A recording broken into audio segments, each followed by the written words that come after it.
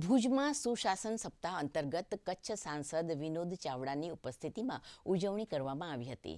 સાંસદ વિનોદ ચાવડાએ નાગરિકોને વિવિધ સરકારી યોજનાઓના લાભ લેવા માટે અનુરોધ કર્યો હતો।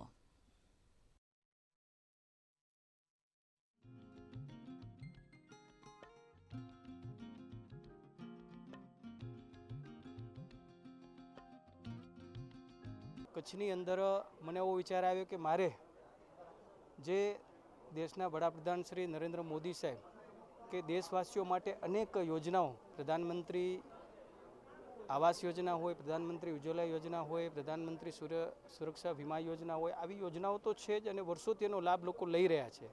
પણ તાજેતરમાં 4-5 યોજનાઓ છેલ્લા વર્ષોમાં જે લોન્ચિંગ કરવામાં આવી અને ખૂબ જરૂરિયાત છે, લોકોને સ્પર્શે એવી યોજનાઓ છે, જેની અંદર પ્રધાનમંત્રી સૂર્યઘર યોજના, પ્રધાનમંત્રી વિશ્વકર્મા યોજના, પ્રધાનમંત્રી સ્વનિધિ યોજના, પ્રધાનમંત્રી વિદ્યાલક્ષ્મી યોજના અને રાજ્ય સરકાર કેન્દ્ર સરકારની નમો સરસ્વતી યોજના, નમો લક્ષ્મી યોજના, આવી આ 4-5 યોજનાઓ જેનો લાભ લોકોને મળે એ લાભાર્થીઓને અહીંયા બોલાવ્યા હતા।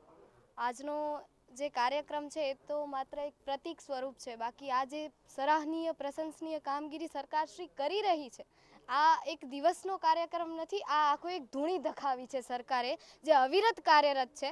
અને મને એક વિદ્યાર્થીની તરીકે બહુ ગર્વ થાય છે કે હું આવી શાળામાં ભણું છું કે જે આવી યોજનાઓના લાભ પણ અમને મળે છે।